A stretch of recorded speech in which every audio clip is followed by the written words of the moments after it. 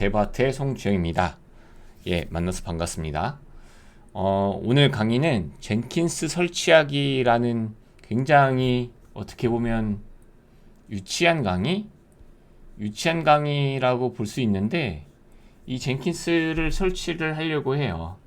근데 우리가 단순히 소프트웨어를 서버에다가 설치한다는 게 어떻게 설치하냐에 따라서 굉장히 다르거든요. 그러니까 잘 설치하냐, 잘 설치하지 않냐, 잘 못 설치했냐, 그게 이제 굉장히 다르다는 거죠. 수준 정도가. 그래서 젠킨스를 이용해서, 젠킨스를 거의 모르시는 분 없으니까 젠킨스를 이용해서 젠킨스를 설치해 보려고 합니다. 젠킨스 설치하려면 인스턴스가 있어야겠죠. 젠킨스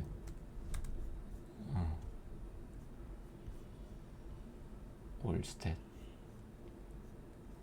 요게 제가 보통 얘기하는 그거니까. 네, 런치 인스턴스 네임을 이렇게 보통 많이 짓거든요. 저는 젠킨스, 그럼 VPC 이름이에요. 이게 저는 이렇게 많이 쓰기 때문에. 자, 그럼 VPC 이 위에 젠킨스를 설치하겠다라고 해서 아마존 리눅스로 신청하고, 2023은 너무 많이 바뀐 게 많아서 2로 하겠습니다. 2 AMI2.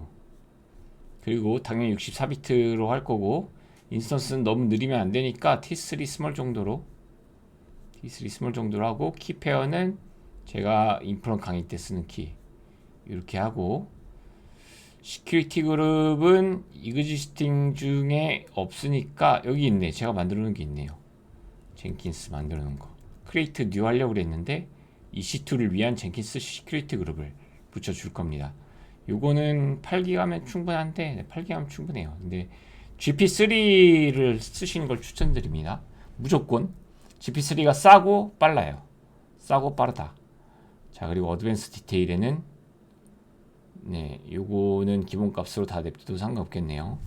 자, 그래서 인스턴스를 이렇게 젠킨스 런치 인스턴스를 하게 됩니다. 네, 그럼 인스턴스가 이제 만들어지겠죠. 그리고 여기를 들어가야 되니까 이거 말고 여기 이제 들어가야 되니까 SSM으로 들어갈 수 있는지 일단 확인해 보겠지만, 일단 얘도 SSH로 들어갈 수도 있으니까 얘도 켜놓겠습니다. 스타트. 네, 그리고 오늘은 특별히 실시간 방송을 하면서 많은 방송을 하면서 강의를 찍는 거를 한번 특이한 시도를 한번 해보고 있습니다. 그 많은 배포 도구 중에 젠킨스를 채택한 이유는 딱히 이유가 없이, 제가 젠킨스를 많이 채택을 하는데요, 그 모르는 사람이 없기 때문이에요. 젠킨스가. 그리고 젠킨스가 플러그인이 많아서, 예를 들면 인증 체계도 너무 잘 돼 있고, 얘가 이제 오픈소스임에도 불구하고 무슨 인증 OIDC 뭐 사물 인증 뭐 다 지원하거든요. 그러니까 상용에 있는 뭐 옥타 솔루션이랑도 잘 붙고, 오픈소스인 뭐 키클락이란 것도 잘 붙고, 심지어 GitHub 인증 체계랑도 잘 붙고, 뭐 그 탭별로 인증 그 권한 제어도 할 수 있고, 너무 기능이 좋아요. 기능이. 근데 이제 젠킨스의 단점은 조금 불안감이 있습니다. 불안감이라고 표현한다면, 오픈소스이고 너무 소스코드가 방대해서 플러그인 잘못 설치하면 조금 망하죠. 젠킨스 빌드 시 호스트의 소켓을, 잠시만요, 이게 제가 하트 표시 때문에 이거 안 보이는데, 젠킨스 빌드 시, 젠킨스를 빌드하지 않는데, 네, 젠킨스로 뭘 빌드할 때는 제가 요거 방법을 쓸 예정입니다. 요게 이제 젠킨스가 될 것이고, 젠킨스는 젠킨스 안에서 빌드를 하면은 의미가 없어요. 그런 의미가 없습니다. 마스터 앤 슬레이브, 저는 이제 마스터 앤 슬레이브 용어 쓰지 말자고 했으니까 우리가 프라이머리와 워커 뭐 이렇게 해봅시다. 그럼 프라임이 있고, 이제 얘가 이제 워커 인스턴스들이 이렇게 있는데, 요거를 뭘로 띄우냐 일때라는 말씀이신 것 같아요. 그럼 저는 주로 AWS의 코드 빌드를 띄우고, AWS의 코드 빌드는 다커는 아니지만 컨테이너로 뜨죠. 이미지를 지정한 어떤 컨테이너에서 걔가 다커인지 컨테이너인지는 모르겠습니다. 컨테이너 D인지는 그거 확인 안 해봤는데 요즘에 몰라서. 어쨌든 컨테이너의 이미지를 떠서 거기서 만약에 다커 이미지를 만약에 빌드한다면 다커인 다커를 쓰는 게 맞아요. 다커인 다커를 써서 그렇게 하고 있습니다. 그래서 AWS 코드 빌드에서는 다커 프리빌리지, 그 프리빌리지도 옵션이 있어요. 그걸 옵션을 사용하면 다커인 다커 빌드를 손쉽게 할 수 있습니다. 한 5년 전쯤에 제가 엄청 고생한 기억이 있네요. 다커인 다커 빌드 하느라. 근데 간단하다.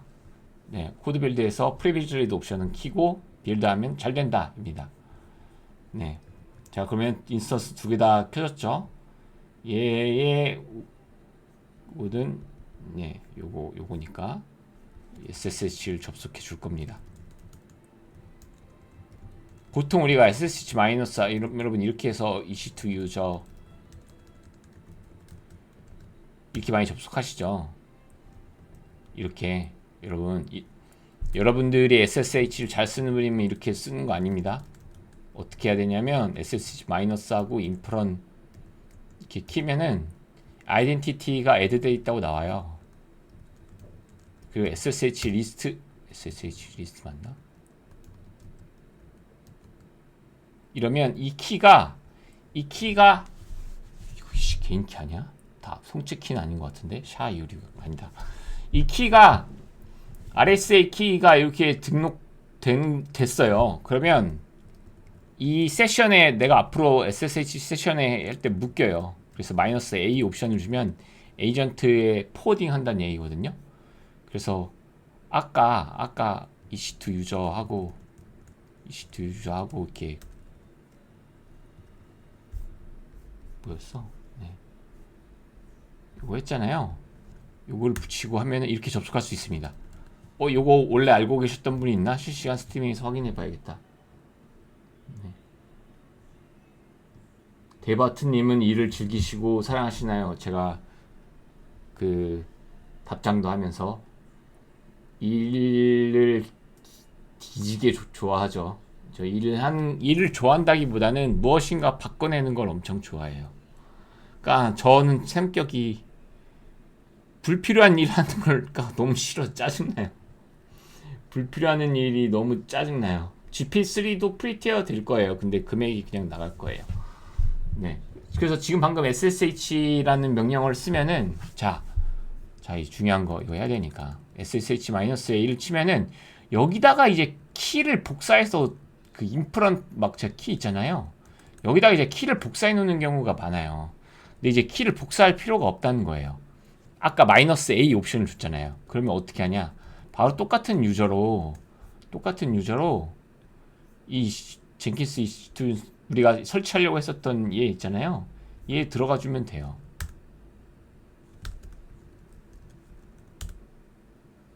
네, 당연히 안 되겠죠. 얘 방화벽이 추가가 안 됐나 보다. 네, 방화벽이 추가가 안 됐죠. 그래서 에디트 시큐리티 그룹 얘를 가서 에디트 인바운드를 22번 치고 얘가 바스티언 어웨어 얘한테 붙은 애들은 다 들어오게 해줘. 이렇게 저는 사용을 합니다. 주로 저는 숫자 같은 거 잘 쓰지 않아요. 이 소스에다가 IP는 그거니까. 그래서 여기서 치면 실수 바스티언 여기 바로 그걸 또 여기다가 또 뭐 안 넣나 보다. 여기다가 얘가 달아서 이거 강의로 못 써먹겠는데 라이브로 안 되고 네 어쨌든 계속 진행해 보겠습니다. 그래서 얘에다가 에디트 인바운드 하고 애들을 하고 22번 다시 누르고 000을 추가하는 게 아니라 파천 얘한테 한다. 만약 이러면 제가 이러면 붙었죠. 그러면 yes 이렇게 돼야 되는 거예요. 여러분 키가 중간에 제 로컬에만 있다는 거예요. 제 로컬에만 키가 있고 SH-add-l에 여기에 세션에 묻고 세션 에이전트에 묻고 SSH-A 옵션을 줘서 들어가고 SSH- 옵션 들어가는데 여기는 유저 따라가니까 이것도 안 붙일 필요 없어요. 이렇게 바로 들어가야 된다. 그러면 여기가 10.10.19126 요 인스턴스가 되겠죠. 자, 여기서 저는 이제 젠킨스를 설치할 예정입니다. 젠킨스를 설치할 예정이에요. 아웃바운드도 애니가 애니가 아니다. 인스턴스가 아니라, 네. 아웃바운드가 애니인가? 네.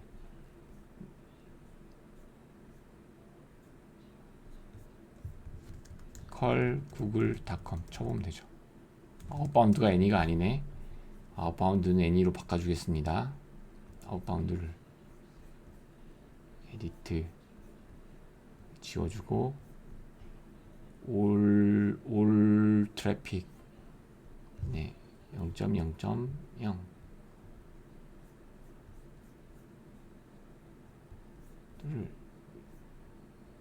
올 트래픽 0.0.0 IPv6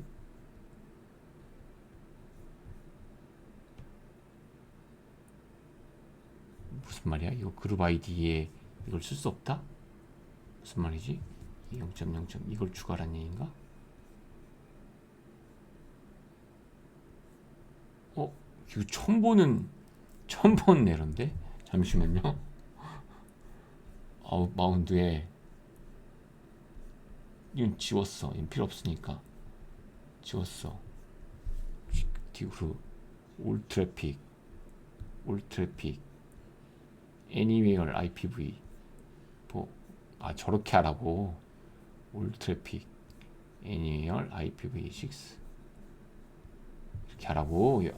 AWS 콘솔이 바뀌어가지고 조금 당황했습니다. 자, 중간 반응, 실시간 스트리밍 반응. 그쵸. 같은 VPC 내에서만 당연히 가능한 거고요. 방화벽이 열려 있어야 되죠. 그러니까 제가 강조하고 싶었던 내용은 이 SSH의 시작, SSH의 키의 RSA 키의 프라이빗 키는 내 로컬에만 있어야 된다. 요거를 꼭 언급하고 싶었었던 거예요. 저는 그거 죄송합니다. 당황한 거. 네. 그래서 여기서 저는 이제 젠킨스를 설치를 할 거예요. 네.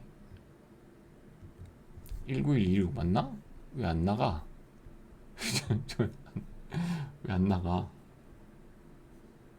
이 서브넷 어떻게 된 거야?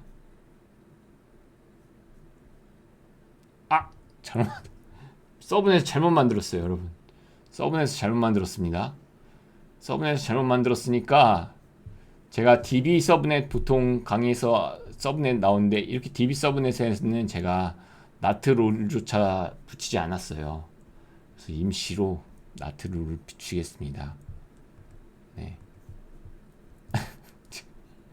제가 당황을 지금 굉장히 많이 하고 있네요. 얘를 라우트 테이블을 프라이빗으로 바꿔놓겠다.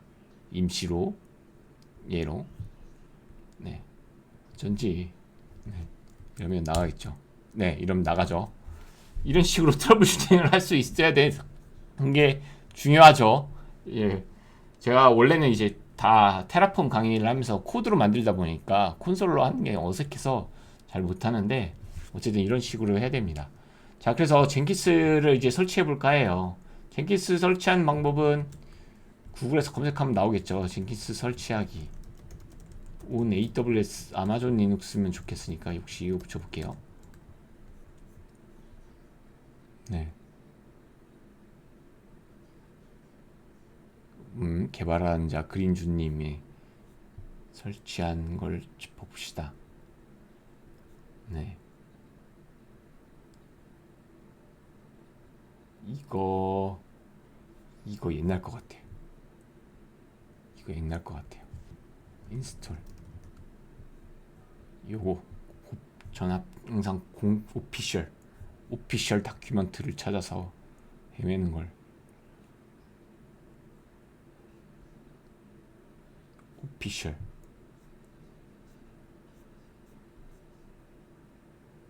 됐다. 여기 오피셜이 있네요.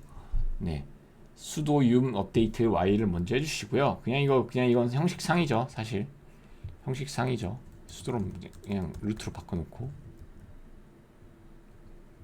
쭉쭉쭉쭉쭉쭉쭉쭉 설치가 되겠죠.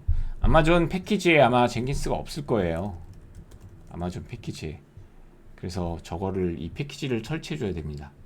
이 RPM 파일, 젠킨스 레포 파일을 설치해 주셔야 되고요. 여기까지 들어가면 안 되지.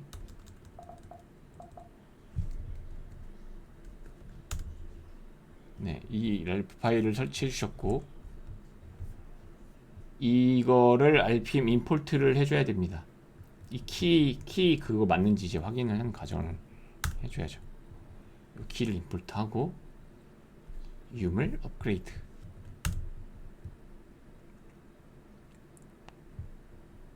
네, 지금 젠킨스의 레포가 설치돼서 yum 인스톨 젠킨스 하면은 이게 이렇게 YN이 뜨겠죠. 자, 지금까지의 히스토리를 잘 기억해 볼게요. 자, 옆에다가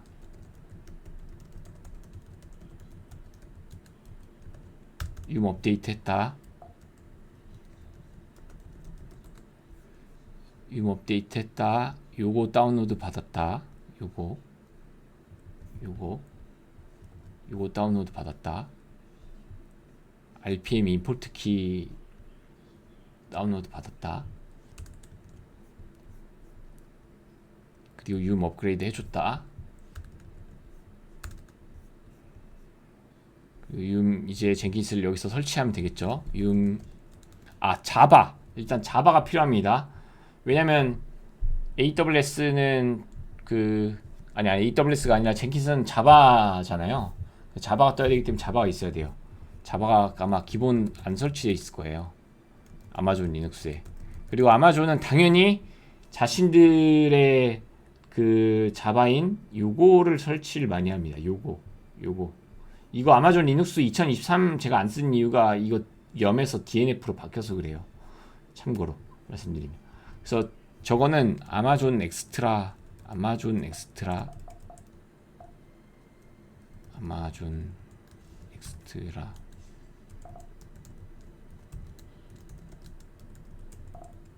아마존 리눅스 엑스트라즈 리스트 여기서 이걸로 설치해야 돼요.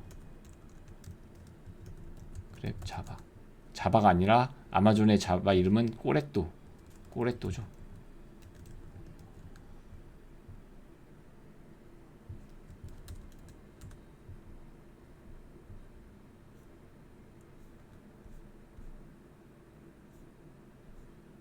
없네. 이 11 이거밖에 없나 보네요. 꼬레또 리눅스 인스톨 얘 그냥 쳐볼까요? 얘 혹시 있나?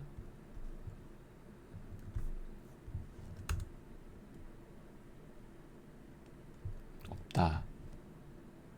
아마존 꼬레또 17 버전을 설치하고 싶어서 제가 좀 찾아볼게요. 아마존 리눅스 2020 꼬레또 17. 네, 여기 있네요. 네, 이걸 해주래요.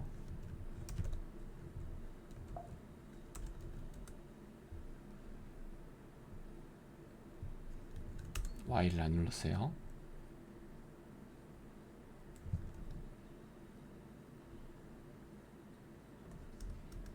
그러면 이것도 들어가죠. yum 인스톨에 자바 인스톨에 -y 이거 들어가야 돼요.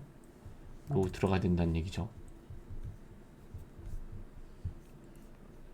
그리고 이거 네 이제 이거를 설치하면 되겠네요. 옵션 1 이걸로 설치할 걸 그랬네요. 헤드리스보단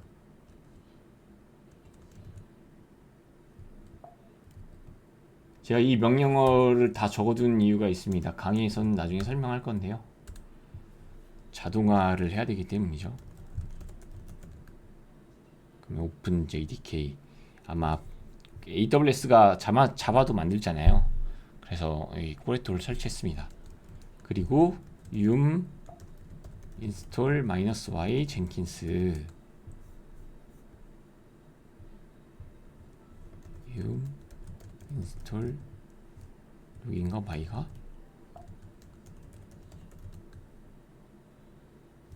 죄송 죄송 네. 있죠 여기도 yum install -y 젠킨스 이렇게 하면 젠킨스가 설치되는 거죠. 여기까지가 젠킨스의 거의 설치 명령의 전체겠네요. yum 업데이트를 먼저 그냥 한번 갈아주고 별로 의미 없을 수도 있습니다. 옛날 OS를 선택했을 때예요. 그리고 젠킨스의 레포지토리를 yum 레포에다가 여기다 다운로드 받아주고 여기 키 이거 정상 레포인지 이거 키 받아야 되죠. RPM 임포트 키를 정상 걸로 해주고 yum을 업그레이드 한다면 이 레포 다 업그레이드 해준다는 거죠. 레포 업그레이드 해주고 저는 자바 17을 설치하고 싶으니까 이제 얘가 yum 패키지로 다 들어갔나 보네요. 얘네가 다 일로 추가했나 봐요. 원래는 아마존 엑스트라 인스톨에만 있었는데 일로 다 추가된다는 거예요. 요걸로 설치해주고 그리고 젠킨스를 설치했습니다. 이제 질문을 다시 봐볼까요? 핑컬 잠깐만 질문을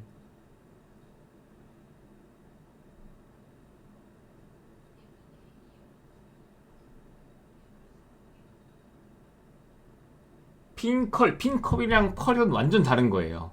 핑은 핑 프로토콜을 한 거고 이거 EC2 인스턴스만 보더라도 그러니까 완전 다른 거다. 완전 다른 거. 그러니까 완전 다른 거예요. 이 시큐리티 그룹만 보더라도 아무거나 치고 인바우드를 치고 이렇게 하면 이 핑 따로 있어요. 핑. 그러니까 핑 프로토콜이랑 그거랑 완전 달라요. 컬이랑. 핑은 아마 핑 프로토콜이 어떻게 핑 프로토콜에 대해서 설명 좀 해줘.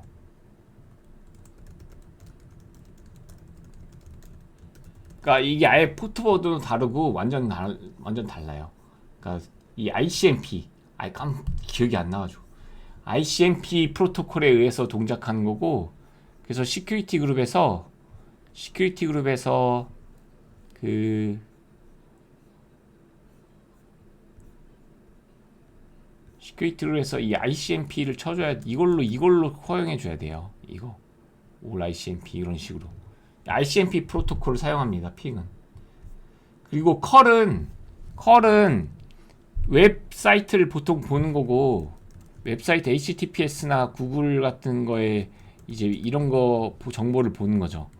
제가 이제 컬을 보는 건 습관적으로 이제 보통 443이나 800을 체크하니까 이걸로 체크를 많이 하죠. V 하면은 이제 HTTP 옵션도 나오고 얘가 HTTP2 쓴다.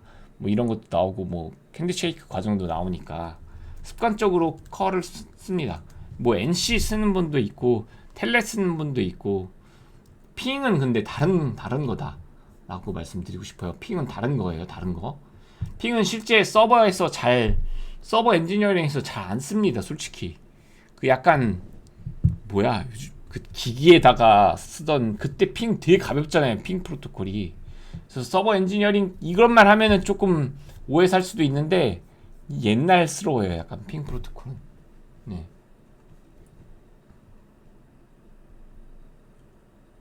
베스천 호스트를 건너서 젠킨스를 EC2 인스턴스를 들어가서 젠킨스를 설치하는 중입니다. 자동화는 나중에 스크립트 돌리시려고 하는 거 맞아요. 유저 데이터에 넣어서 자동화를 해야 된다. 나중에 이 메시지를 드리려고 적어놓은 거 맞습니다. AWS를 쓰는 이유는 AWS가 거의 표준처럼 됐기 때문이고 가장 좋아요. 뭐 이거는 제가 AWS 컨테이너 히어로라서 AWS 편이라서 얘기하는 게 아니라 AWS가 제일 좋습니다. 아직은 상대가 되지 않아요. 그 네트워크 디파인드 된 거라든가 기능이라든가 뭐 여러 가지 방면에 있어서 이아스, 특히 이아스 방면은 네트워크, 결국엔 인프라스트럭처 VM 띄우는 거, 그리고 람다 같은 거, 뭐 이런 거에 대해서 상대가 안 돼요. 그리고 결국 네이버 클라우드나 카페24 같은 건, 일단 카페24는 좀 논외로 합시다. 카페24는 호스팅은 조금 논외로 하고, 네이버 클라우드랑 비교한다면 일단 시기부터 차이가 뭐 10년이 넘고, 개발한 차이가 10년도 넘고, 아마존은 글로벌 서비스를 뭐 수십 개의 글로벌 서비스를 하면서 이걸 디자인했다면, 네이버 클라우드는 아직은 국내, 이젠 해외로 나갔지만, 이젠 해외로 나갔어요. 미국 리전도 생기고 아마 그럴 거예요.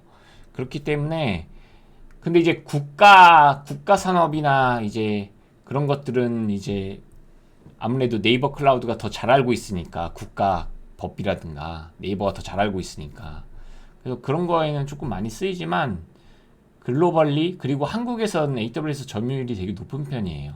한국에서는 엔지니어가 생각보다, 이거 여러분 제 얼굴에 마크 떠 있습니까 혹시? 이거 구독 마크인가? 제 얼굴에 여러분 구독 마크 떠 있어요? 이렇게 비켜야겠네, 약간. 이렇게. 그래서 구독 마크 안 떠 있어요? 여기 제가 보는 화면 여기서 이게 떠 있길래. 네. 자, 네. 그래서 네이버 클라우드와 아마존을 비교하면 조금 차이가 천지차고, 그리고 뭐라 그래야 돼? 그 뭐라 그래야 돼? 일단 경험치 좀 달라요. 엄청 달라요. 뭐라고 말씀드리기가 조금 그렇다. 이건 비판 아니고, 어쨌든 개발한 시기와 우리나라와의 실리콘밸리의 역사는 차이가 있기 때문에, 아마존이라는 회사가. 네. 테라폼 코드의 버전을 관리하려고 하는 시도들이 많은데요.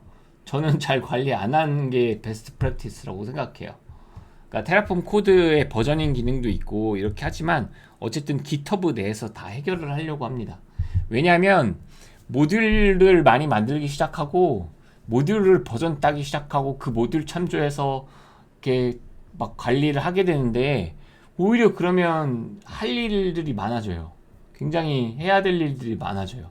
그래서 저는 심플하게 관리하기 위해서, 그러니까 모듈을 한 단계만 쓰지 두 단계 안 쓰고, 모듈도 여러 개 두려고 하지 않아요. 그리고 차라리 만약에 모듈을 복잡하게 만들 일이 생긴다면 그냥 폴더로 그냥 구분하는 편입니다. 네. 그러니까 테라폼이라는 걸 자체를 코드라고 생각해요. 개발이라고 생각하지 않습니다. 그러니까 제 머릿속에는 세 가지로 나눠져 있는데, 이게 코드냐, 이게 스크립팅이냐, 이게 개발이냐 라고 세 가지로 나눠져 있어요. 저는 테라폼을 코드라고 생각해요. 코드. 그레이 코드 같이 코드라고 생각해요. 그리고 스크립팅은 이제 단순히 자동화할 때 람다 스크립팅을 짠다고 얘기하는 거고, 개발이라고 하면 요구사항이 있고, 그 요구사항을 만족시키기 위한 일련의 프로세스가 들어가 있는 거, 그게 개발이라고 생각하고, 스크립팅은 뭐 바이너리 파일이든 인터프리터든 상관없어요. 다 스크립팅은 스크립팅일 뿐이라고 생각해요. 그리고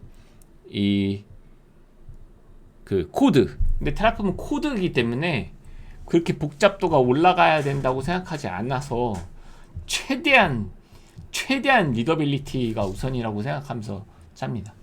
네. 그 모듈을 하나의 서비스를, 그러니까 다 쓰는 거예요. 제가 여기서 예시를 들면, 이거 저장해 놓고, 제가 테라폼을 쓰는 과정을 보면, IAM 같은 거 보면은 그냥 아무 그것도 없이 그냥 나열해 놨어요. IAM을 구성하는 그 테라폼 파일은 그냥 구성해 놨어요. 하지만 서비스를 구성하는 거는 각 서비스마다, API마다 모듈을 따로 냅뒀어요. 전부 다 모듈을 따로 냅뒀어요.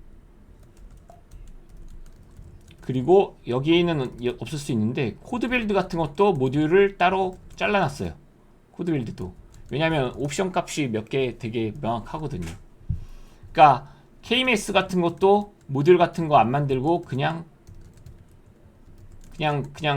계정 분리와 VPC, 혹시 VPC에서, 그러니까 얘는 KMS는 리전 종속적이거든요. 그러니까 리전만 나눠놓고 이렇게 만들어놨죠. S3 같은 애도 리전 종속적이지만 얘는 조금 리전 종속적이지만 특이한 게 VPC랑 간결합되는 경우가 많거든요. VPC에서 이 S3를 쓴다 이런 경우가 굉장히 많아서 일단 그것도 리전으로 근데 많이 분리하는 편입니다. 계정별, 리전별. 그래서 이게 여기 IAM이 제가 첫 번째 나누는 그 테라폼의 구조, 두 번째가 서비스로 이 헬로처럼 여기서 이렇게 나누는 구조, 이 모듈을 하나 가지고 VPC별로 다 똑같이 이 모듈을 참조해서 쓰는 거죠. 이 모듈을 참조해서. 그래서 데브, 여기서는 이제 데브가 적용되면 스테이지 적용시키고, 프로덕션 있으면 이제 프로덕션 적용시키고, 이렇게 하는 형태로 많이 써요. 워크스페이스 잘 안 쓰고. 네. 그러니까 굉장히 1차원적으로 쓰는 건 1차원적으로 쓰고, 모듈을 복잡하게, 예를 들면 그러면 당신 복잡한 건 안 써? 라고 저한테 물으신다면 그건 또 아니에요. 제가 이제 대표적으로 좋아하는 테라폼 엔지니어가 있어요. 안톤. 제 링크 드림으로 들어가야겠다. 같은 저랑 AWS 히어로인데 안톤. 예. 제가 생각했을 때 전 세계에서 테라폼을 제일 잘하네. 전 세계에서 테라폼을 제일 잘하는 친구, 노르웨이에 있는 친구인데, 제가 봤을 때 전 세계에서 테라폼을 제일 잘하는 친구일 거예요. 얘가 테라폼 코드를 짜는 건 개발이에요. 얘는 테라폼을 개발로 승화시키는 정도의 수준을 하는 애. 그래서 얘 코드는 제가 많이 써요. 얘가 이제 테라폼 그 AWS 모듈도 많이 만들고 여기저기에다가 되게 많이 만들어요. 대표적으로 이 친구가 만든 그게 아틀란티스 테라폼 코드가 있어요. 아틀란티스 테라폼 코드. 여기 있다. 이거 아마 안톤, 이 친구가 만들었을 거예요. 안톤. 여러 사람들이 다시 이제 돼서 더 복잡해졌네. 네. 근데 요거 아틀란티스가 테라폼을 나중에 자동화할 때 필수인데, 얘는 아틀란티스구나. 얘를 한 게 아니라 아틀란티스를 테라폼으로 띄우는 거. 아틀란티스 테라폼 인스톨.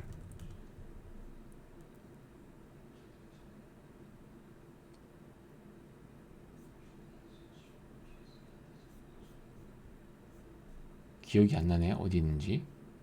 네.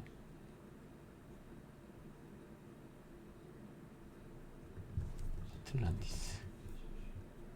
이건가 보다. 예. 이게 이제 예, 안톤 이 친구가 만든 거죠.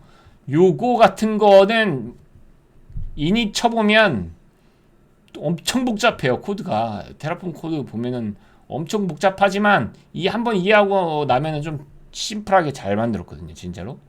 그러니까 이런 식으로 고도화해서 쓰긴 하는데 저의 서비스를 만들 때는 그렇게 만들지 않아요.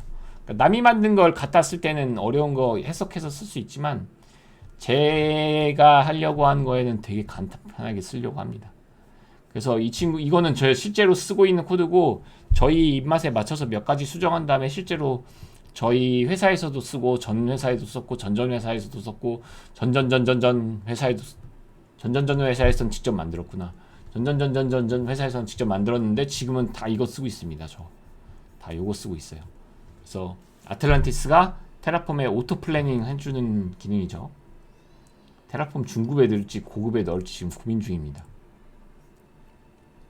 테라폼 레지스트리?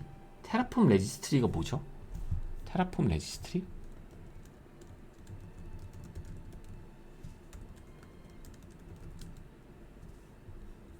테라폼 레지스트리? 테라폼 레지스트리가 일단 제가 모르겠어요. 테라폼 레지스트리 뭔지.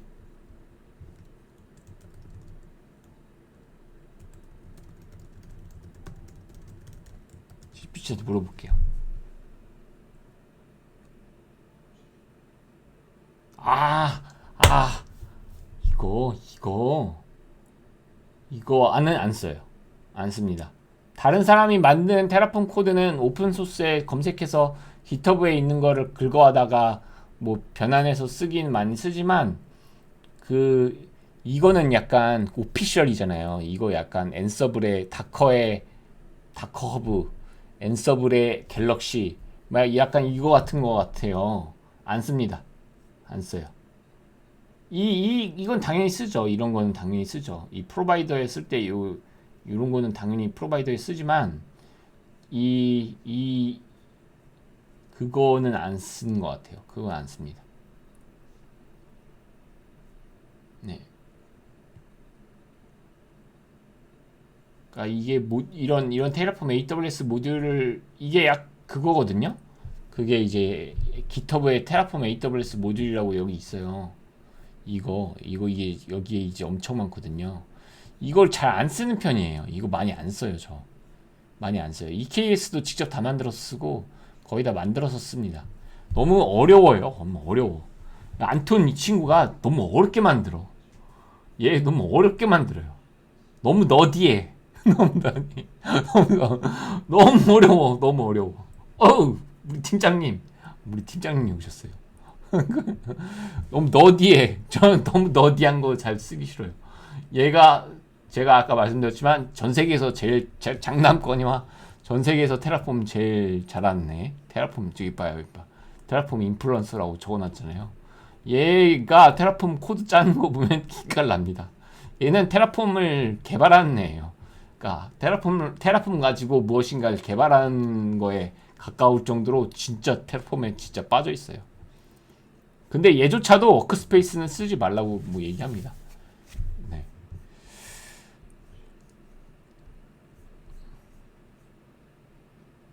네, 쉽게 커스텀하고 직접 만들기도 하고 많이 어느 순간에는 그냥 복사 붙여넣기로 전부 다 해결이 가능해지거든요. 테라폼이란 게. 그러니까 최대한 복잡하게 쓰려고 하지 않아요. 제가 마이크로 서비스 150개가 넘는 서비스를 운영할 때도 다 그냥 각각 그 150개의 서비스에 폴더가 따로 있었어요. 그 예를 들면은 뭐 A부터 뭐 A11부터 A 뭐 150번까지 서비스가 있다. 그러면 걔가 폴더마다 다 있었어요. 폴더마다 전부 다. 폴더마다. 그러니까 근데 애들마다 생김새가 다를 거잖아요. 어떤 애는 NLB 붙어 있고 어떤 애는 ALB 붙어 있고 어떤 애는 인터널 붙어 있고 어떤 애는 뭐 특별한 애와 뭐가 같이 붙어 있고 그 서비스의 생김새 중심대로 다 나눴지. 그렇게 막 이런 어떤 중앙 집합체 코드를 가지고 와가지고 내 거를 구성한다 이런 걸 잘 안 해요. 그거는 그렇게 하면은 너무 테라폼에 빠지게 돼요. 테라폼을 진짜 잘 만들었다고 제가 생각하는 건 심플하기 때문입니다. 심플하기 때문에.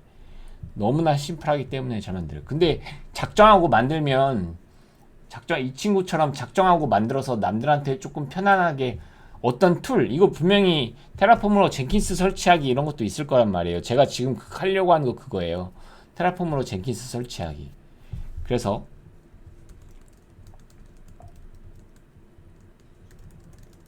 서비스 젠킨스 스타트 하면 스타트가 되죠. 제 옛날 사람이라서 아직도 이게 익숙해지질 않아. 이게 아직도 익숙해지지가 않아요.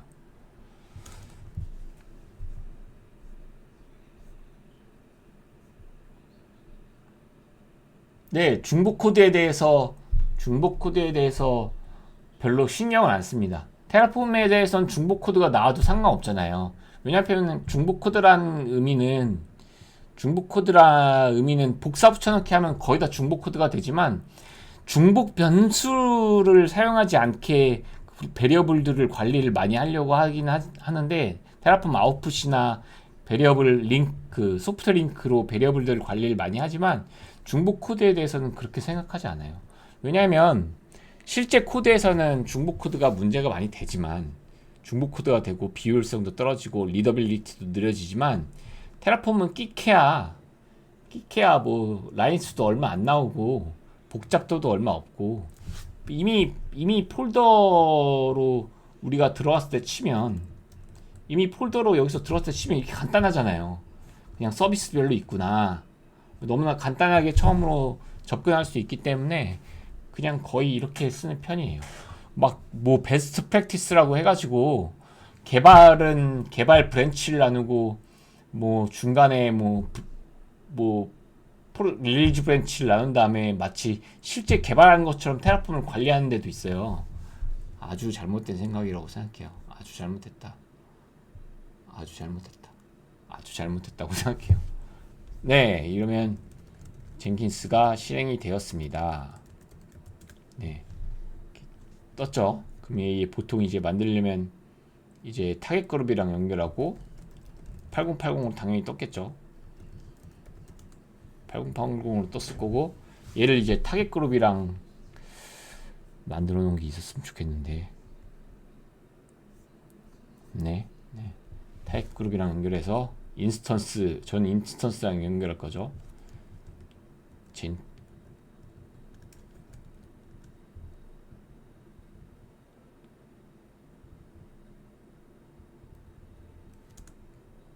타겟 그룹 네임 젠킨스 TG HTTP 8080 IPv4 select VPC는 HTTP1 네. 헬스 체크는 슬래시로 해보겠습니다. 하고 200 실제 슬래시로 떨어지는지 봐야지. 127 0.0.1 80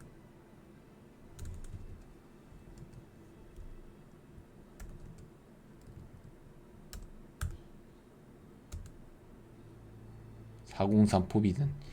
이거는 젠킨스를 설치를 안 해서 그래요. 지금 젠킨스 설치 안 했다는 의미가 지금 저기 들어가 가지고 젠킨스에서 UI에서 설치를 해줘야 되거든요.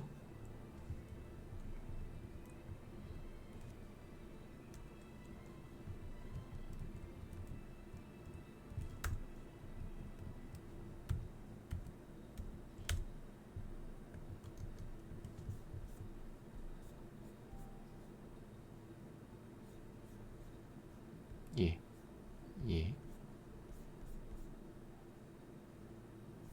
예, 타이커를 만들었습니다. 왜 안 붙었대? 붙인다니까. 너 붙였다. 로드 밸런스를 만들어야 돼요. 제가 당연히 손으로 만드는 거 겁나 싫어하지만 빠르게 만들도록 하겠습니다. 자,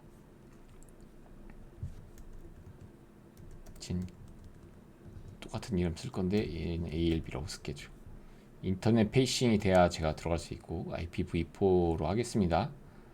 얘에다가 만들 거고 리전을 2개 쓸 거고 퍼블릭에다가 냅둬야 되죠. 우리가 퍼블릭에다가 접속할 거니까.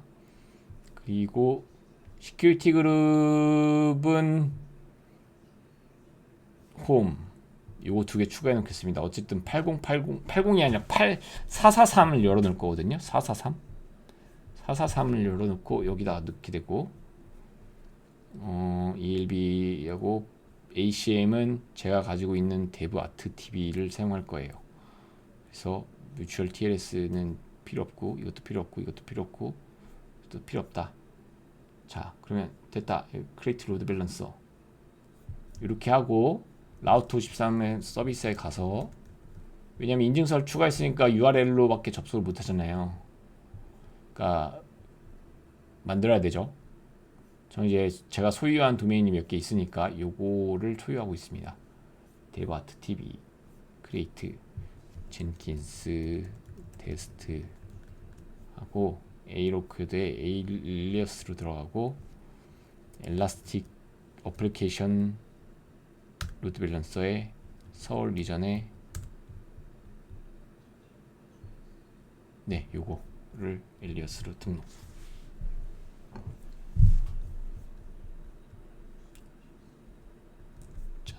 짠 네스루컵 짠 아직 안 나왔네요. 만들어주고 있는 중이니까. 로드 밸런서는 만들어지는데 조금 시간이 걸려요. 왜냐면 실제 인스턴스거든요. 실제 인스턴스이기 때문에 시간이 걸립니다. 여기 옛날에는 이거 라떼는 이야기인데, 옛날에는 그 이 ALB가 아니라 클래식 ELB라고, ELB 진짜 하나밖에 없었어요. 걔를 띄우고 나서 막 에러 메시지 같은 거 막 받으면 엔진엑스 막 에러 메시지 날라고 그랬었어요. 그러니까 얘네들이 실제로 ALB 만들 때 엔진엑스를 가져다가 써서 중간에 설정한 거를 이렇게 인터페이스로 뽑아낸 다음에 그렇게 한 거죠. 지금 많은 사람들이 플랫폼 엔지니어링 하는 것처럼. 근데 이제는 바뀌어가지고 완전 자기네들 자체로 만들어 개발했기 때문에 엔진엑스 같은 거 안 쓰고, 엔진엑스 같은 거라고 하면 좀 그렇고, 엔진엑스 안 쓰고 이제 자체 이제 다 개발해서 실제로는 다 쓰고 있다고 합니다. 그 DB도 똑같죠. 오로라의 특정 버전에서, 오로라는 지금 마이스퀘어랑 완전 다른 데이터베이스가 됐어요. 하지만 마이스퀘어 컴패터블이긴 하죠. 초창기에 어떤 마이스퀘어 버전을 따가지고 거기서부터 시작해서 막 만들고 계속 바꾸다 보니까 지금의 오로라가 탄생한 것처럼, 아마존이 잘하는 게 그거죠. 오픈소스 가져다가 잘 뜯어 붙여가지고 지네 걸로 잘 만들어요. 그런 다음에 자기네 서비스화 잘 시키죠. 아마존이 제일 잘하는,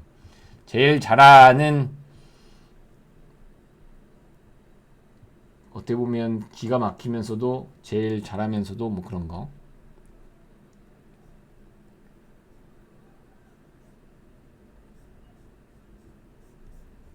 됐나? 됐다. 네, 수고.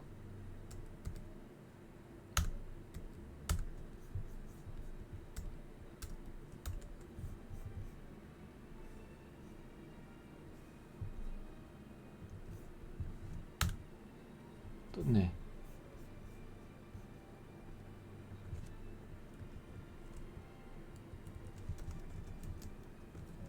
그러면 접속이 당연히 시큐티 그룹 어떻게 설정했는지 모르겠지만 안 될 거예요. 네, 시큐리티 그룹을 제가 뭘로 열어놨는지 기억이 안 나니까.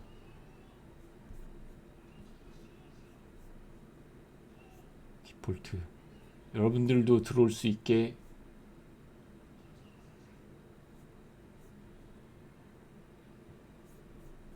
여러분들도 들어올 수 있게 443 애니로 443 애니 짠. 이러면 타깃 그룹에서 로드 밸런스에서 타깃 그룹의 EC2까지 도달을 못한다는 얘기거든요. EC2의 시큐리티 그룹을 인스턴스에다가 붙여줘야 돼요. 이거 진짜 콘솔을 하지 말아야 되는 이유를 보여주는 아주 좋은. 504 타임아웃 났다는 건 ALB까지 도착했는데 뒤에 놈이 반응이 없다 라고 우리가 추측할 수 있어야 되죠. 그 말인즉슨 EC2 인스턴스에 접속을 못한다, 타임아웃이 났다, 얘한테. 얘가 타임아웃 난 이유는 시큐리티 그룹에 추가가 안 됐기 때문이다 라고 추측을 할 수 있습니다. 자, 그래서 얘를 수정을 해 볼게요. 인바운드 뚫어서 에디트 누르고, 아웃바운드 눌렀어. 인바운드를 누르고, 마운드를 누르고, 에드루를 하고, 8080인데 아까 어디서 뚫려야 된다고 그랬죠? ALB에 뚫려야 된다고 그랬어요. 근데 ALB에다가 저희가 뭐 붙여놨죠? 홈 붙여놨잖아요. 홈. 세이브를. 그리고 시큐리티 그룹에서 홈에 443 애니가 있어야 돼요. 443 애니 짠. 그리고 이제 다시 얘를,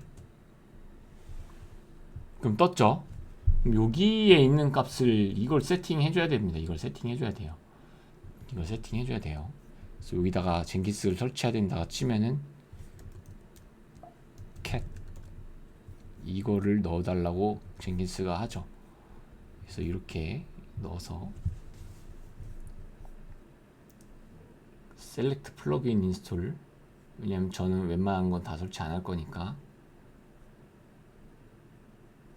엔트 빼고.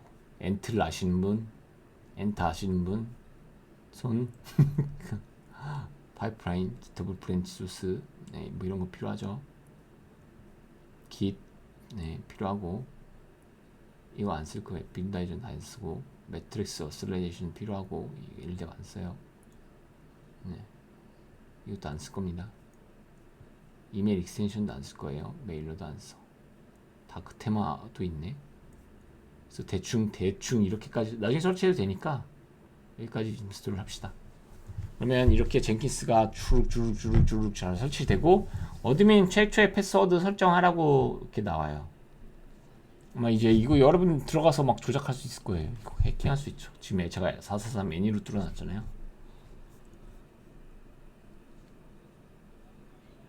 역사책에서, 네, 역사책에서 보셨던 분이라면 공부를 많이 하셨네요. 엔트를 아시고 계신다면, 네, 공부를 많이 하신 분이다. 엔트를 지금 쓰는 곳이 어딘가는 있겠지만 안 쓰는데 아예 알고 있다는 거는, 들어봤다는 거는 컴퓨터 공학 업계에 여기저기 다녀서 뭐 공부를 해보고 있다, 이렇게 추측합니다. 그래서 이런 걸 이제 인터넷에서 다 다운로드 받아서 이제 설치를 하는 거죠. 자, 제가 이제 강조하고 싶은 건, 자, 이 과정이, 젠킨스를 설치한 과정이 지금 손으로 해봤는데 어려워요. 생각보다 어려워요. 많아. ALB 만들어야 되지, 타겟 그룹 만들어야 되지, EC2 인스턴스 만들어야 되지, 안에 들어가서 명령어 다 설치해줘야 되지. 자, 여기서 OS를 바꾸고 싶어. 제가 OS를 바꾸고 싶어. 그럼 어떻게 할 거냐는 거죠. 여기서 OS를 바꾸, 지금 이 상황에서 내가 아마존 리눅스 23으로 업그레이드 하고 싶어. 아마존 무중단으로. 지금 젠킨스를 제가 요거 접속했는데 얘를 무중단으로 아마존 리눅스 2023으로 바꾸고 싶어. 그럼 어떻게 해야 되냐는 거죠. 그러면 이런 형태로 구축을 했으면, 서버를 만들었다, ALB 손으로 만들었다, 시큐리티 손으로 만들었다, 들어가서 인스톨 다 했다, 이래면 절대 못하는 구조가 된다는 거죠. 그럼 또 똑같이 아마존 23 만들고, 거기 들어가서 또 뭐 아마존 젠킨스 설치한 다음에 타겟 그룹 붙인 다음에 이전 거 확인하고, 이전 거 떼고, 이전에 있는 디스크 파일에 젠킨스가 얼마나만큼 저장돼 있을 거냐는 거예요. 그거 다시 옮기고 이렇게 무빙 해야 된다는 거죠. 그래서 보면 젠킨스는 서버가 뜨는 젠킨스의 와르 파일은 여기에 존재하고, 실제 젠킨스의 컨피그레이션은 여기에 있어요. 여기. 얘가 모든 플러그인과 잡스와 여러가지 컨피그레이션 유저 정보들이 속해 있는 게 얘입니다. 얘. 그리고 실제 바이너리 파일은 얘입니다. 얘. 자, 이 말인 즉슨 이해할 수 이해해보자는 거죠. 이뮤터블로 만들어야 된다는 거예요. 그러면 이 폴더를 EFS 같은 데다가 설치를 해놓고 우리가 OS를 바꾸더라도 저 EFS 마운트 자리에다가 이 원래 있었던 정보를 갈아 낀 다음에, 그 다음에 젠킨스가 부팅업하고 설치를 하면 그대로 정보를 가서 들고 오지 않을까라는 생각을 한 번쯤은 해볼만 하지 않을까요? 해서 코드를 만들면 이런 식으로 만든다는 거죠. 이제 ASG를 쓰는 게 가장 좋으니까 ASG로 EC2 인스턴스를 뜨게 만들고, EC2 인스턴스를 띄우게 만들고, EFS를 만든 다음에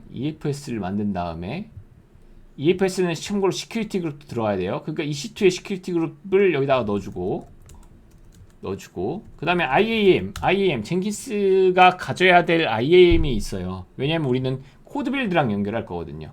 코드 빌드랑. 그리고 뭐 뭘 할지는 그 EC2로 젠킨스로 뭘 할지에 따라서 여러분들에게 달렸어요. 근데 코드 빌드 요게 필요합니다. 참고로 요거. 이거 ECR이네. 코드 빌드. 그리고 어슴 할 수 있는 권한이라든가 뭐 그런 게 있어야 돼요. 젠킨스가 나의 권한을 가지고 어슴하는 경우도 생기잖아요. 어슴하는 경우. 그러니까 어떤 권한을 잘 넣을지는 생각해야 됩니다. 네. 뭐야 이거 다 페일이야? 네. 뭐야 이건 상관없어요. 페일 나도. 네.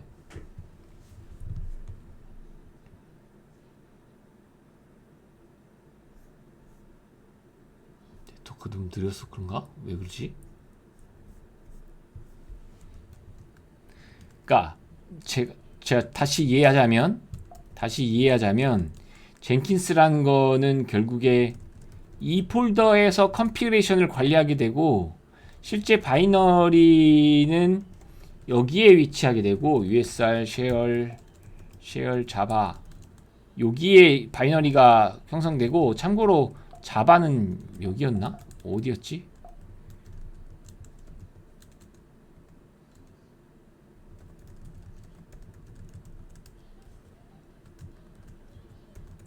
젠기스의 자바 설정 같은 것도 하고 싶잖아요.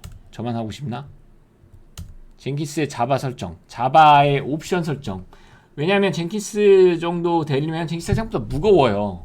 플러그인을 잔뜩 설치하기 시작하면. 그러면 젠기스가 한 2기가 정도 메모리는 있어야 되거든요. 이걸 넣어줘야 될 거잖아. 그러면 왜 안 나와? 이름 나와야 되는데. 여기도 안 나오나?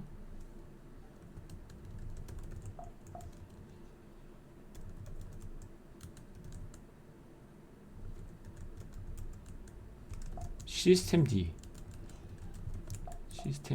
D로 가볼까요? 시스템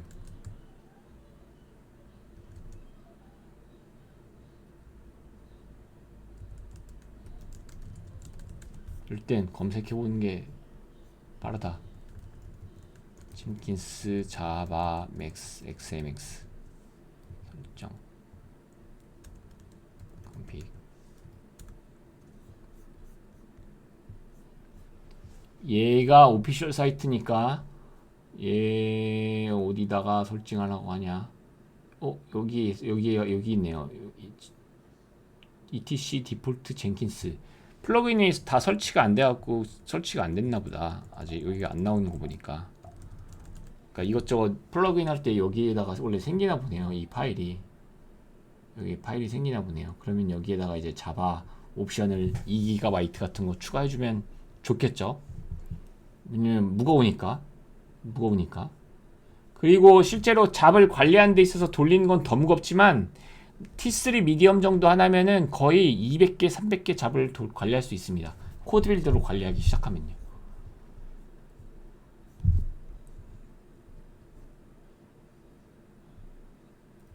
이거 어느 분이 들어가서 뭐 해보셨나 보다. 뭐 잔뜩 설치되는데 저를 해킹하려고 하시는 분이 지금 생겼다. 범인 누굽니까?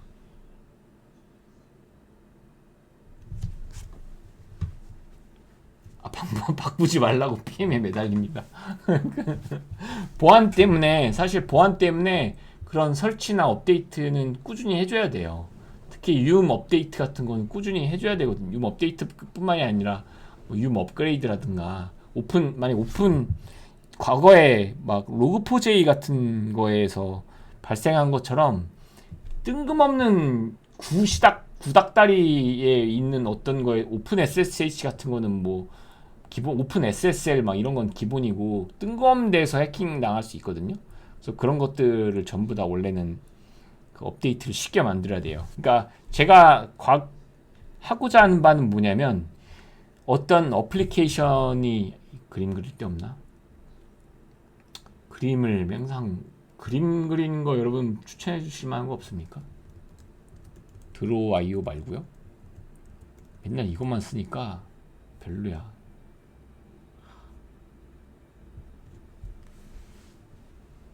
그러니까 제가 하고 싶은 건 이게 EC2가 이렇게 있으면 이게 어떤 OS든 계속 뭐가 잔뜩 깔릴 거잖아요. 여기다 이제 소프트웨어 스택을 깔릴 거잖아요. 젠키스가 아니라 소나큐브 많이 쓰는 우리가 쓰는 오픈 소스들이 있어요. 넥서스 뭐 이런 애들. 근데 이런 애들 대부분 어떻게 돼 있냐면 바이너리와 컨피그레이션이 분리돼 있어요. 왜냐? 기본이잖아. 개발의 기본이다. 컨피그레이션이 기본이 분리돼 있잖아요. 그러면 바이너리는 업데이트가 되더라도 컨피그레이션을 보존만 하고 있으면 내가 이뮤터블하게, 그러니까 OS를 샥 바꿔치기 하더라도, OS랑 젠키스 버전을 업그레이드 하더라도 이 컨피그레이션이랑 젠키스 같은 경우는 잡스 이 정보가 중요해요. 이 정보만 가지고 있으면 바이너리 바뀌고 젠키스 버전 바뀌고 이거 다 바뀌어도 얘가 바이너리지. 얘가 바이너리 라인들.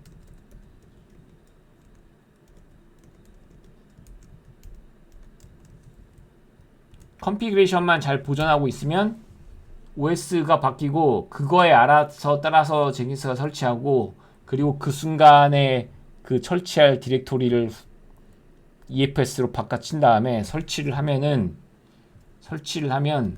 순서가 이제 이렇게 되겠죠. OS를 띄운다. 젠킨스 폴더를 마운트한다. 마운트. 그리고 젠킨스 설치 작업을 한다. 그러면 기존에 있다고 판단하고, 얘가 기존에 있다고 판단하고, 거꾸로 해도 상관없습니다. 잠깐만, 이렇게 하면 안 되나? 이렇게 해야 되나? 이렇게 하나 보다. 마운트 한다. 그리고 젠킨스를 시작한다. 젠킨스를 시작한다. 이렇게 되면 원래 내가 가지고 있는 원래 기존 컨피그를 갖고서 젠킨스가 뜰 수 있다는 거죠. 그렇게 되면 이 플러그인이라든가, 이거 누가 들어가서 만든 거 아니야? 피터송. 여러분 죄송. IAM 권한을 제가 안 넣어놔서 다행이네요. 이메일까지 넣어야 돼?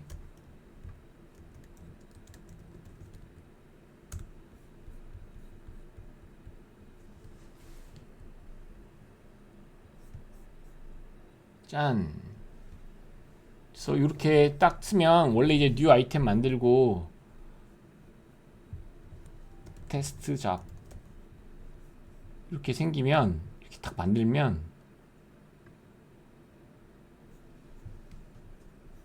빌드 스텝 배쉬 익스큐트 쉘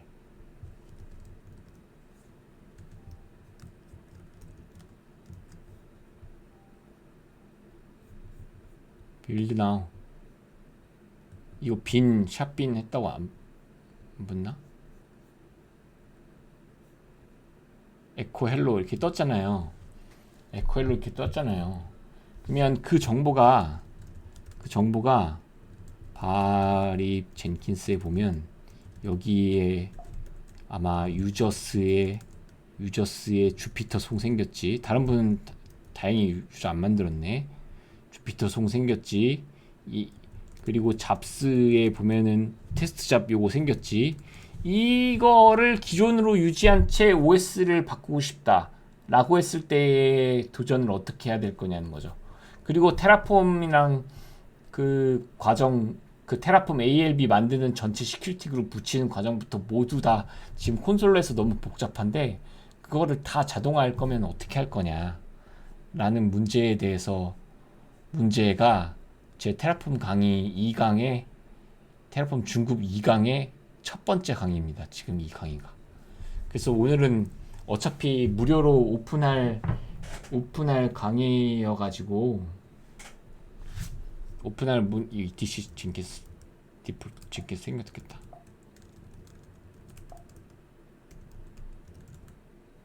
네, 여기다가 만들면 되나 보네요. 여기다가 징키스 파일 만들어서.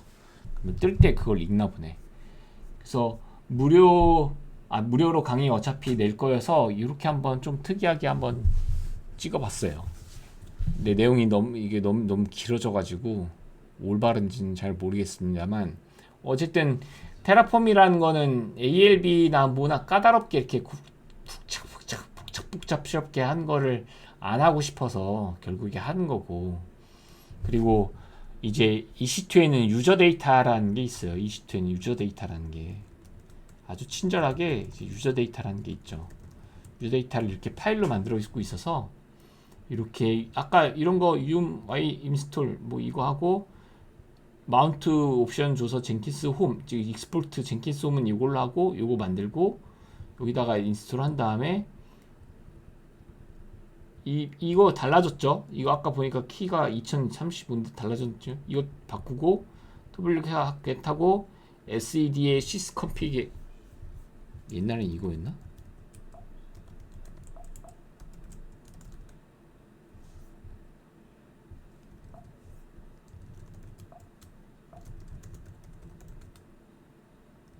sysconfig 달라졌나 보네, 버전에 따라서.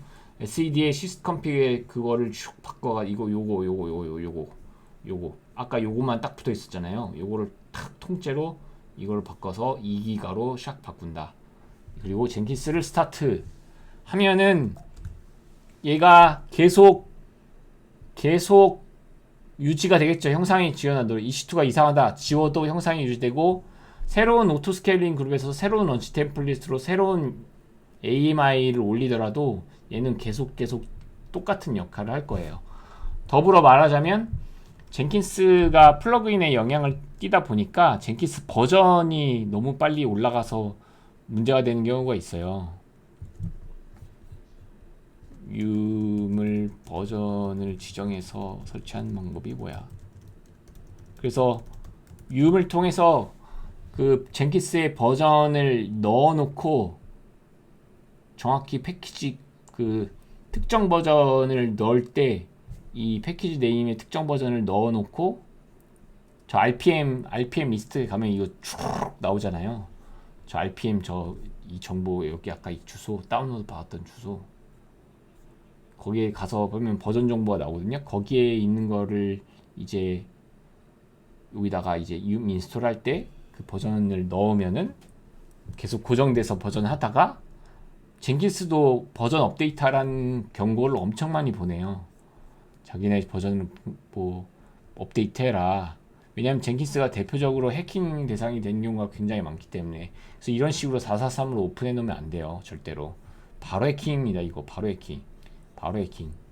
그래서 설령 이거 기본 유저가 있다고 하더라도 이거 되게 쉽게, 이거 지금 최신 버전이니까 해킹 당할 확률이 적지만 시간이 뭐 한 몇 개월만 지나면은 분명히 취약점 발견될 거예요. 플러그인, 특히 플러그인을 설치할수록. 누가 만들었어? 어느 분이 만들었어. 이건 히스토리구나. 빌드 히스토리. 어느 분이 만든 줄 알았어요. 들어가서 유저 만든 줄 알았어요. 네.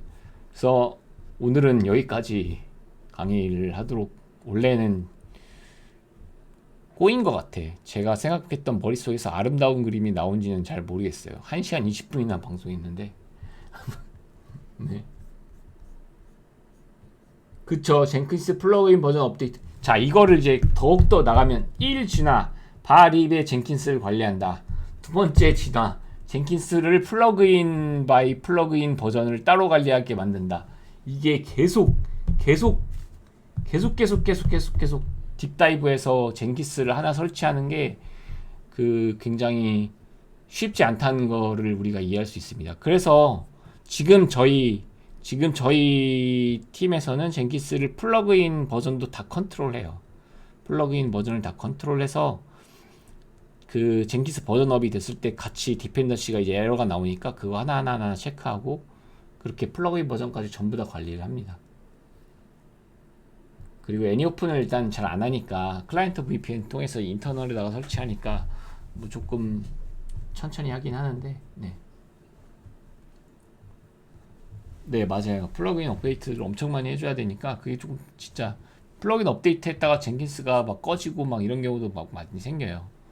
젠킨스가 관리가 사실 쉽지 않죠. 그렇기 때문에 더 이런 식으로 관리를 해야 된다는 말씀을 드리는 겁니다. 이게 이제 이뮤터블하게 이뮤터블 인프라스트럭처를 만드는 거죠. 제가 어디 강의에서 항상 얘기하는 강조하는 그거 이뮤터블 인프라스트럭처로 만드는 것. 네. 네. 오늘 방송은 이 방송을 녹화 영상에서 원래 강의 영상으로 내보려고 했는데 한번 봐보고 결정을 한번 해봐야 될 것 같아요. 어쨌든 여기까지 젠킨스를 수동으로 설치하기였고요. 진짜 제가 오랜만에 이렇게 수동으로 설치해봤는데 수동으로 설치하는 건 역시 어렵다.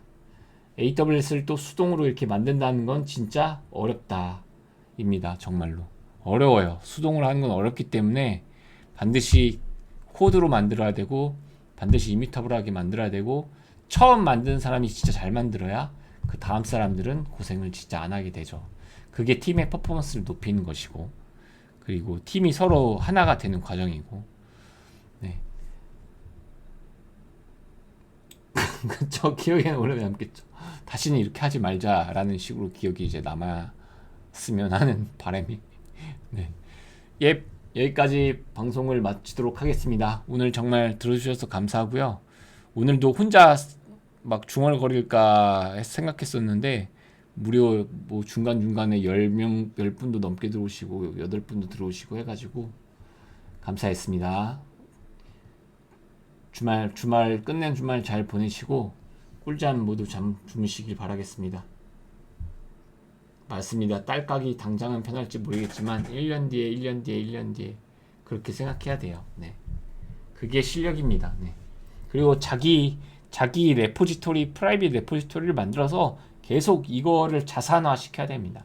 자산화. 계속 자산화.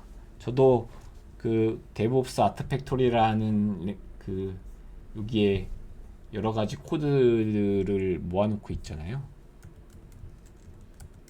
옛날 과거 팀 분들이랑 저랑 같이 협업해가지고 뭐 AWS 이건 테라폼 코드고 이거는 로커스트를 쿠버네티스랑 자동화해주는 CLI 도구.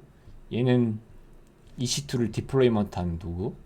얘는 ES 관리를 CLI로 잘 관리하는 도구. 이걸로 막 강의도 막 하시고 했습니다. 업데이트 한지도 1년밖에 안 됐어요. 이거 뭐였지? 까먹었다. 이거 신테틱 모니터링을 AWS 람다로 해주는 거.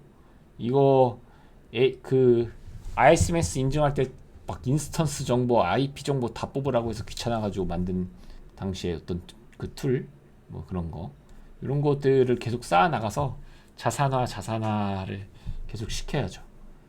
그래서 같은 팀인 분들이 생길 때마다 꼬십니다.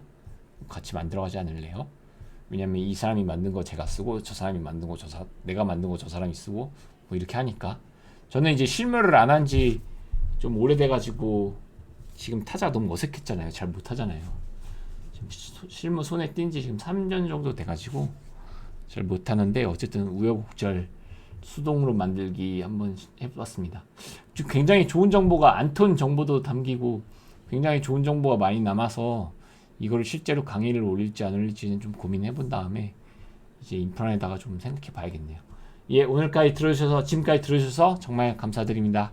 저는 방송 종료하고 안녕히 주무십시오. 감사합니다.